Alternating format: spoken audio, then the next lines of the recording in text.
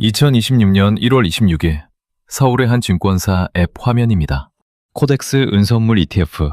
매수 버튼을 누르는 손가락들이 쉴 새 없이 움직입니다.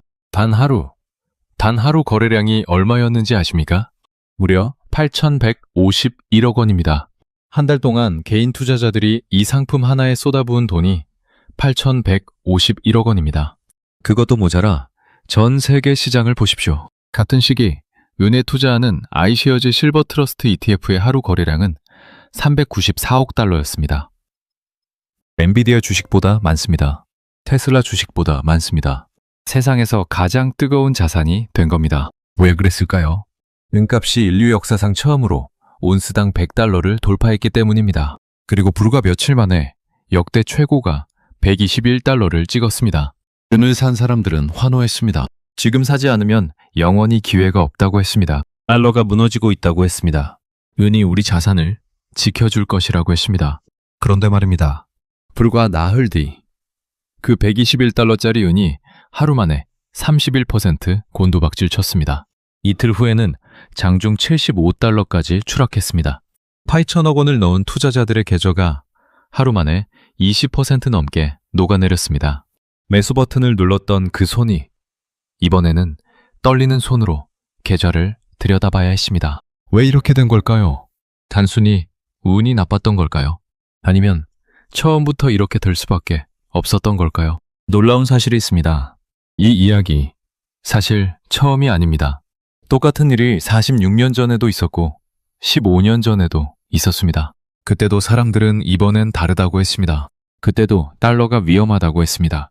그리고 그때도 결말은 같았습니다. 은에는 오래된 별명이 있습니다. 악마의 금속.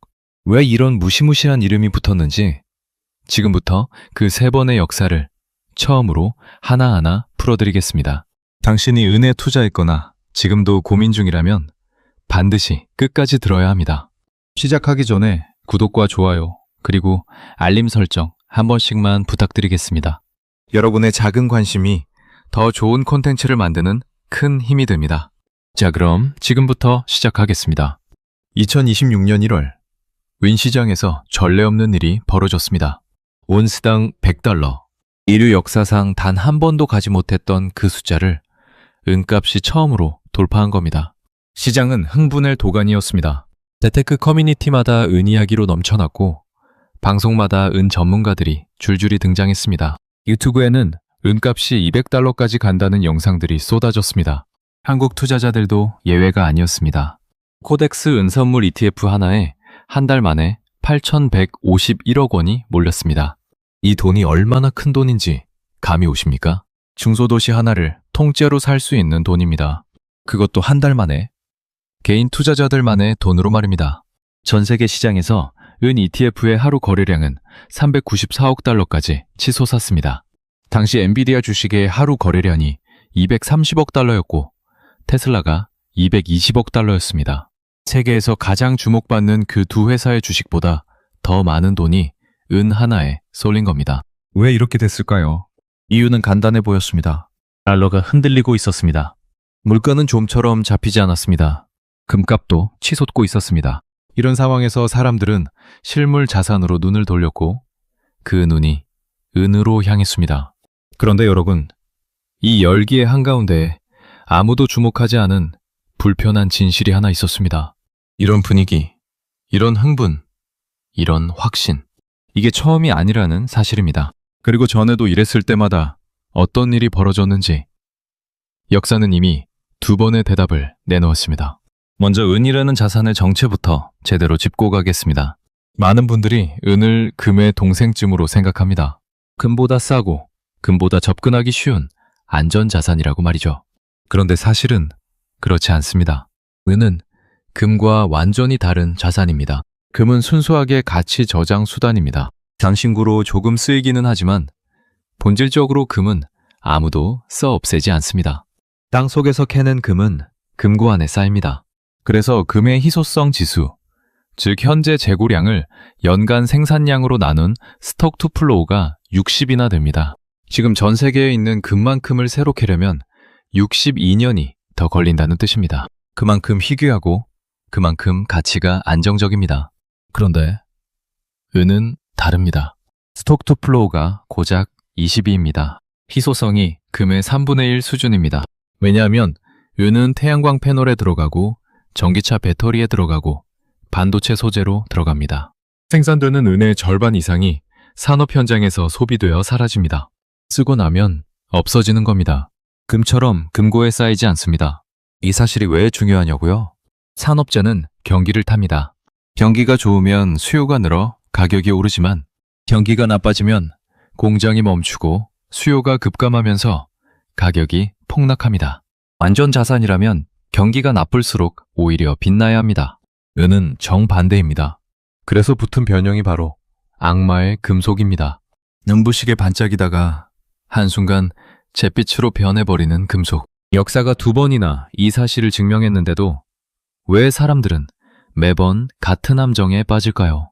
그 첫 번째 이야기가 지금부터 시작됩니다. 때는 지금으로부터 약 50년 전 1970년대 초반입니다. 미국 경제는 최악의 시기를 보내고 있었습니다. 달러가 금폐환을 포기한 직후였고 베트남 전쟁의 후유증으로 재정은 바닥났습니다. 물가는 매년 2자릿수로 치솟았고 달러 가치는 끝없이 떨어지고 있었습니다. 지금 2026년과 놀랍도록 비슷한 상황이었습니다. 이때 텍사스의 석유재벌 헌트 형제가 등장합니다. 넬슨 벙커 헌트, 윌리엄 허버트 헌트, 두 형제입니다. 이들의 논리는 단순했습니다. 달러가 무너진다. 실물 자산을 사야 한다. 그 실물이 은이다. 1972년경 온스당 2.5달러이던 은에 이들은 조용히 들어가기 시작했습니다. 그런데 이들의 전략은 단순히 사 모으는 게 아니었습니다. 확보한 은을 담보로 대출을 받고 그 돈으로 다시 은 선물 계약을 쓸어 담는 방식이었습니다. 은이 오르면 담보 가치가 커지고 더 많은 대출을 받아 더 많은 은을 살 수 있었습니다. 눈덩이처럼 불어나는 구조였습니다. 1979년 말, 이 두 형제가 쥔 은의 실물과 선물 계약을 합하면 무려 2억 온스였습니다. 이게 얼마나 많은 양인지 아십니까? 당시 전 세계은 공급량의 약 3분의 1이 단 두 사람 손에 들어간 겁니다. 당연히 시중에서 은이 동났습니다. 집집마다 대대로 물려받던 은식기를 내다 팔았습니다. 은을 훔치는 도둑이 급증했습니다. 영원에서는 엑스레이 필름에 들어가는 은이 부족해 촬영 자체가 어려워졌습니다. 가격은 수직으로 올랐습니다. 1979년 초 온스당 6달러였던 은값이 이듬해인 1980년 1월 18일 49.45달러를 찍었습니다. 1년 만에 700% 폭등입니다. 그런데 진짜 공포는 이제부터였습니다. 1980년 3월 26일 뉴욕타임스에 이례적인 광고가 실렸습니다. 세계적인 명품 주얼리 브랜드 티파니 앤 코의 전면 광고였습니다. 광고 제목은 단 한 단어였습니다. 비양심적. 영어로 unconscionable이라고 적힌 그 광고는 헌트 형제를 이름을 거론하며 공개적으로 저격했습니다. 수십억 달러 상당의 은을 사재기해 가격을 폭등시켜서 다른 사람들이 아기용 숟가락 하나도 터무니없이 비싼 가격에 사야 하는 상황은 용납할 수 없다는 내용이었습니다. 이 광고가 나가고 바로 다음 날인 3월 27일 은값이 하루 만에 33% 폭락했습니다. 이것이 바로 역사에 기록된 실버 목요일입니다. 무슨 일이 있었냐고요? 헌트 형제에게 코맥스, 즉 뉴욕 상품거래소가 마진콜을 날렸습니다. 금액이 1억 달러였습니다. 더 이상 담보를 채울 여력이 없었던 헌트 형제는 결국 강제 청산을 당했고 쏟아지는 매도 물량에 은값은 순식간에 붕괴했습니다. 달러가 무너진다고 믿었던 석유 재벌들, 실물을 들고 있으면 안전하다고 믿었던 그들은 결국 수십억 달러를 잃고 시장 조작 혐의로 막대한 벌금까지 맞았습니다. 끝에는 파산 신청을 했습니다. 더 비참한 건 이후였습니다. 실버 목요일을 기점으로 은값은 순식간에 10달러로 추락했고 이 가격이 무려 30년 동안 이어졌습니다. 30년입니다. 여러분, 30년입니다. 1980년에 은을 산 사람들은 2020년까지 기다려도 원금을 회복하지 못했다는 뜻입니다. 말로는 오르는 것과 안전한 것은 전혀 다른 이야기라는 사실을 이 30년이 증명합니다. 그런데 역사는 여기서 멈추지 않았습니다. 정확히 31년 뒤 같은 이야기가 다시 시작됩니다. 2008년 글로벌 금융위기 직후입니다. 미국 연방준비제도가 전례 없는 양적 완화를 단행했습니다. 시장에 막대한 달러가 풀렸고 물가가 들썩였습니다. 미국의 부채 한도 협상이 난항을 겪으면서 미국 신용 등급이 강등될 수 있다는 공포까지 번졌습니다. 달러가 위험하다. 종이돈을 믿을 수 없다. 실물을 사야 한다. 1970년대와 놀랍도록 같은 목소리들이 터져나왔습니다. 이번엔 헌트 형제 같은 거물이 아니라 개인 투자자들이 중심이었습니다. 그 중에서도 중국 투자자들이 열성적이었습니다. 이 ETF라는 금융상품이 보급되면서 클릭 몇 번으로 누구나 은에 투자할 수 있었고 레버리지 파생 상품으로 한 번에 몇 배씩 베팅하는 것도 가능해졌습니다. 결과는 폭발적이었습니다. 2010년부터 2011년까지 8개월 동안 금값이 26% 오를 때 은값은 165% 폭등했습니다. 2011년 4월 은값은 49.82달러를 찍었습니다. 31년 만에 전고점을 뚫은 겁니다. 전문가들이 쏟아져 나왔습니다. 마치 1999년 닷컴 버블 때로 돌아간 것 같다는 말도 나왔습니다. 은값이 150달러까지 간다는 예측도 있었습니다. 이번엔 다르다. 이 말이 모든 채널에 넘쳐났습니다. 그런데 여러분, 2011년 4월 말에 시카고 상업거래소가 무언가를 발표했습니다. 선물 계약의 증거금을 대폭 인상한다는 내용이었습니다. 동시에 세계적인 투자자 조지 소로스의 헤지펀드가 은 매도에 나섰다는 보도가 나왔습니다. 투자 심리가 순식간에 얼어붙었습니다. 2011년 전에도 이번엔 다르다고 했습니다. 그 결말이 어떻게 됐는지 진짜 무서운 이야기는 지금부터입니다. 단 5번의 거래일이었습니다. 시카고 상업거래소의 증거금 인상 발표 이후 은값은 닷새 만에 30% 폭락했습니다. 이유는 명확했습니다. 레버리지, 즉 빚을 끌어다 쓴 투자자들이 마진콜을 받은 겁니다.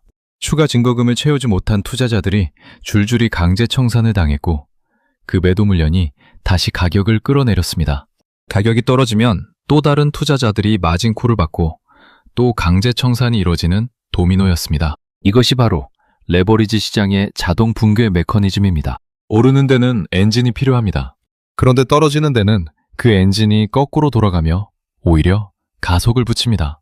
이후 은값은 그해 말 20달러대로 추락했습니다. 그리고 2025년까지 무려 14년 동안 40달러 근처에도 가지 못했습니다. 14년입니다. 2011년에 이번엔 다르다고 믿고 은을 산 사람들은 14년을 기다려도 원금을 회복하지 못했습니다. 저가 매수 기회라며 은을 계속 샀던 사람들, 실물 은괴를 금고에 넣어뒀던 사람들도 마찬가지였습니다. 유던 사람들도 마찬가지였습니다. 은값은 그들을 그냥 내버려 뒀습니다. 14년 동안. 이게 바로 첫 번째 핵심 결론입니다. 은값이 폭등할 때 그 뒤에서 실제로 작동하는 엔진은 안전자산 수요가 아닙니다. 레버리지 투기 자금입니다. 실물이 아니라 빚이 가격을 밀어올리는 것이고 빚은 반드시 청산되는 날이 옵니다. 그 청산의 날이 오면 실물을 준 사람도 함께 14년을 기다려야 합니다. 그런데 여러분, 이것으로 끝이라면 그나마 다행입니다. 더 무서운 건 지금부터입니다. 2026년 1월입니다. 다시 처음으로 돌아왔습니다. 달러가 흔들리고 있었습니다. 물가는 끈질기게 살아있었습니다. 미국의 국가 부채는 통제 불능 수준으로 불어났습니다. 투자자들은 실물 자산으로 눈을 돌렸고 금값은 치솟았습니다. 여기까지는 1970년대와 같았습니다. 2010년과도 같았습니다. 그런데 이번에는 한 가지가 달랐습니다. 스마트폰 하나로 누구나 레버리지 ETF를 살 수 있게 됐습니다. 클릭 몇 번으로 몇 배짜리 베팅이 가능해졌습니다. 그 결과가 아이쉐어즈 실버 트러스트 ETF 하루 거래량 394억 달러입니다. 한국에서만 한 달에 8,151억 원입니다. 본의 규모가 이전 2번과 비교가 안 됩니다. 그리고 2026년 1월 30일이 왔습니다. 케빈 워시가 차기 연방준비제도 의장으로 지명될 것이라는 소식이 시장에 퍼졌습니다. 금리를 더 높게 오래 유지하는 강경론자로 알려진 인물이었습니다. 동시에 시카고 상업거래소가 또 은선물 증거금을 인상했습니다. 2011년과 똑같은 조합이었습니다. 그날 하루 은값이 31% 폭락했습니다. 이틀 뒤에는 장중 75달러까지 추락했습니다. 고점 121달러에서 38%가 빠졌습니다. 1979년부터 1980년, 그리고 2010년부터 2011년 세 번의 패턴이 판박이입니다. 달러 약세 우려로 안전자산 쏠림이 시작되고 레버리지 투기 자금이 몰리며 가격이 폭등하다가 거래소가 규제를 가하는 순간 마진콜 도미노가 터지고 폭락이 따라옵니다. 이게 우연일까요? 이상하지 않습니까? 가장 무서운 이야기는 이제 시작입니다. 이제 모든 것을 연결해 보겠습니다. 1979년 헌태 형제가 전 세계 은 공급량 3분의 1을 독점하며 은값이 700% 올랐습니다. 1980년 3월 마진콜 하나에 하루 만에 33% 폭락했습니다. 이후 30년간 은값은 10달러 안팎에 묶였습니다. 2010년 양적 완화로 풀린 달러를 피해 개인 투자자들이 응으로 몰리며 8개월 만에 165% 올랐습니다. 2011년 4월 증거금 인상에 닷새 만에 30% 폭락했습니다. 이후 14년간 40달러 근처에도 가지 못했습니다. 2026년 1월 ETF와 레버리지 상품을 통한 투기 자금이 몰리며 온스당 121달러까지 상승, 1년간 상승률 161%를 기록했습니다. 그리고 1월 30일 하루 만에 31% 폭락했습니다. 숫자들을 보십시오. 폭등의 크기도 비슷하고 폭락의 속도도 비슷합니다. 촉매도 비슷합니다. 달러 불안, 레버리지 집중, 거래소 규제, 마진콜 도미노. 이 순서가 3번 반복됐습니다. 이것이 바로 이 영상의 핵심 결론입니다. 은은 인플레이션 시대의 구원자가 아닙니다. 달러가 무너질 때 나를 지켜줄 안전자산이 아닙니다. 시장은 레버리지 투기 자금이 만들어낸 거품이 반복적으로 형성되고 반복적으로 붕괴하는 구조입니다. 역사는 3번이나 같은 대답을 내놓았습니다. 은이 안전자산처럼 보이는 이유는 금과 같이 오르기 때문입니다. 그러나 내려올 때는 금보다 몇 배 더 깊이 내려옵니다. 2011년에 오른 은값이 회복되는데 14년이 걸렸습니다. 그게 은입니다. 그럼 도대체 왜 이렇게 된 걸까요? 은이라는 자산 자체가 가진 구조적 한계가 있습니다. 은이 왜 금처럼 장기 안전자산이 될 수 없는지 구조적으로 들여다보겠습니다. 첫 번째 이유는 시장의 크기입니다. 시장 전체 규모는 금시장의 10분의 1 수준입니다. 이 말은 무슨 뜻이냐면 소액의 투기 자금으로도 가격을 크게 흔들 수 있다는 뜻입니다. 고래 몇 마리가 연못에 들어오면 연못 전체가 출렁입니다. 은 시장이 그 연못입니다. 두 번째 이유는 이중 정체성입니다. 은은 귀금속이면서 동시에 산업재입니다. 모든 금속 중 열과 전기 전도성이 가장 높아서 태양광 패널, 전기차 배터리, 반도체 소재로 광범위하게 쓰입니다. 생산되는 은의 절반 이상이 산업 현장에서 소비됩니다. 이것이 왜 문제냐고요? 산업재는 경기를 탑니다. 경기가 침체하면 공장이 멈추고 반도체 수요가 줄고 태양광 투자가 위축됩니다. 그러면 은 수요가 급감하고 가격이 폭락합니다. 안전자산은 경기가 나쁠수록 빛나야 하는데 은은 경기가 나빠지면 같이 빠집니다. 굴이나 철과 비슷한 성격입니다. 세 번째 이유는 희소성입니다. 금의 스톡2플로우 지수가 60이라면 은 22에 불과합니다. 금은 이 세상에 있는 금만큼을 새로 캐려면 62년이 걸리는 반면 은은 22년이면 됩니다. 그만큼 금보다 쉽게 공급이 늘어날 수 있고 희소성이 금에 비해 낮습니다. 이 세 가지가 결합하면 어떻게 됩니까? 시장이 작아서 투기 자금에 쉽게 휘둘리고 산업재 성격 때문에 경기에 민감하며 희소성이 낮아서 장기 가치, 저장 기능이 부족합니다. 그러다 보니 은값은 폭등과 폭락을 반복하는 악마의 금속이 됩니다. 그런데 이게 끝이 아닙니다. 이 구조가 개인 투자자들에게 실제로 어떤 피해를 줬는지 구체적인 사람들 이야기가 남아 있습니다. 2011년 봄으로 잠깐 돌아가 보겠습니다. 금값이 50달러에 육박하며 역대 최고가를 눈앞에 두던 그 시절, 재테크 커뮤니티는 지금의 모습과 정확히 똑같았습니다. 이번엔 다르다는 전문가들의 말이 쏟아졌고 저가 매수 기회라며 더 사야 한다는 글이 넘쳐났습니다. 그리고 그해 말 은값은 20달러대로 떨어졌습니다. 2011년에 48달러에 산 사람은 절반 넘게 날렸습니다. 그런데 더 비극적인 건 그 다음입니다. 2011년 이후 2025년까지 14년 동안 은값은 단 한 번도 40달러 근처에 가지 못했습니다. 원금 회복의 기회조차 없었습니다. 2026년 1월, 한국에서도 비슷한 일이 벌어졌습니다. 코덱스 은선물 ETF 한 종목에 한 달 만에 8,151억 원이 몰렸습니다. 이 돈의 상당 부분은 고점 근처에서 들어왔을 겁니다. 1월 말부터 시작된 급락으로 이 투자자들 가운데 많은 분들이 짧은 시간에 큰 손실을 맞았습니다. 문제는 레버리지 선물 ETF가 실물 은과 다르다는 점입니다. 선물 ETF는 시간이 지나면 롤오버 비용이 발생하고 장기 보유할수록 손실이 누적되는 구조입니다. 실물 은을 기다리면 됩니다. 라는 논리도 선물 ETF에는 적용되지 않습니다. 이 이야기는 남의 이야기가 아닙니다. 여러분 주변에도 지난 1월에 은 ETF를 샀거나 지금도 보유 중인 분이 있을 겁니다. 혹시 본인이 그런 상황이라면 지금 자신이 들고 있는 상품이 정확히 무엇인지부터 다시 확인하셔야 합니다. 자, 그렇다면 우리는 어떻게 해야 할까요? 3번의 역사가 내놓은 교훈을 바탕으로 3가지 행동 방안을 말씀드리겠습니다. 첫 번째, 내가 무엇을 들고 있는지 반드시 확인하십시오. 은에 투자하는 상품은 종류가 여러 가지입니다. 실물 은괴, 실물 은화, 실물 은을 기초로 한 현물 ETF, 그리고 은 선물 계약을 매월 갱신하는 선물 ETF. 이 4가지는 전혀 다른 자산입니다. 선물 ETF는 롤오버 비용이 발생합니다. 매달 만기가 돌아오는 선물 계약을 다음 달 계약으로 갈아타는 과정에서 비용이 생깁니다. 은값이 횡보하거나 완만하게 오르는 상황에서도 이 비용 때문에 손실이 쌓입니다. 2011년 이후 14년처럼 은값이 장기간 지지부진하면 원금을 날리는 속도가 실물보다 훨씬 빠릅니다.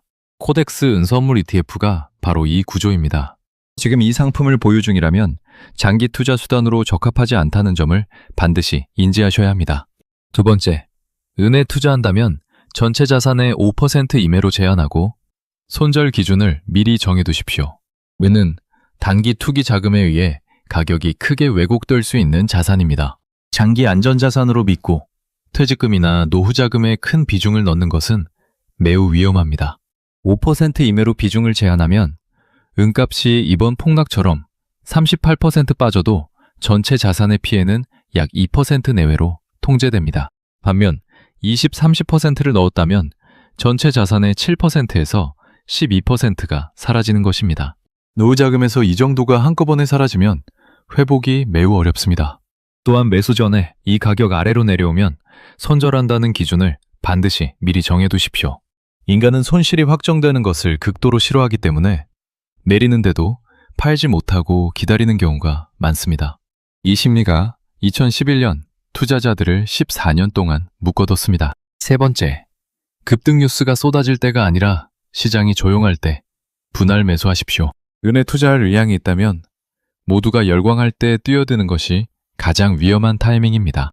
이번 1월처럼 뉴스마다 은이 나오고 유튜브마다 은이 쏟아질 때는 이미 투기 자금이 가득 쌓인 상태입니다. 그 마지막에 들어가는 것이 바로 역사 속 개인 투자자들이 반복해온 패턴입니다. 반대로 아무도 은 이야기를 하지 않고 가격이 조용히 낮은 수준에 있을 때 소량씩 여러 번 나눠 사는 것이 그나마 실물 자산으로서의 은을 활용하는 방식입니다. 마지막으로 정리하겠습니다. 오늘 우리가 살펴본 것은 단순한 은 가격 이야기가 아닙니다. 1979년부터 1980년 헌태 형제는 달러가 무너진다는 확신으로 전 세계 은 공급량 3분의 1을 독점했습니다. 결말은 마진콜 하나에 하루 33% 폭락, 파산이었습니다. 이후 30년간 은값은 회복되지 못했습니다. 2010년부터 2011년 양적 완화와 달러 불안에 개인 투자자들이 레버리지로 은에 몰려들었습니다. 닷새 만에 30% 폭락이었습니다. 이후 14년간 은값은 40달러 근처에도 가지 못했습니다. 2026년 1월 같은 이유로 같은 구조로 은에 돈이 몰렸습니다. 하루 만에 31% 폭락이었습니다. 3번 반복된 이야기의 핵심은 같습니다. 달러가 흔들릴 때 은이 뛰는 것은 사실입니다. 그러나 은을 밀어올리는 진짜 힘은 안전자산 수요가 아니라 레버리지 투기 자금이었습니다. 그리고 그 자금은 언제나 거래소의 규제 한 번에 도미노처럼 무너졌습니다. 은은 악마의 금속이라는 별명을 스스로 증명해 왔습니다. 빛나다가 한순간에 잿빛이 됩니다.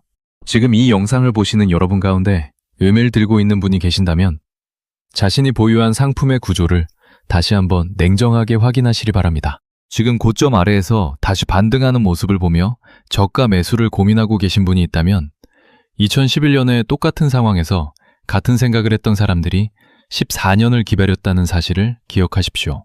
역사는 우리에게 이미 3번이나 같은 대답을 내놓았습니다. 당신은 어떤 선택을 하시겠습니까? 선택은 지금입니다.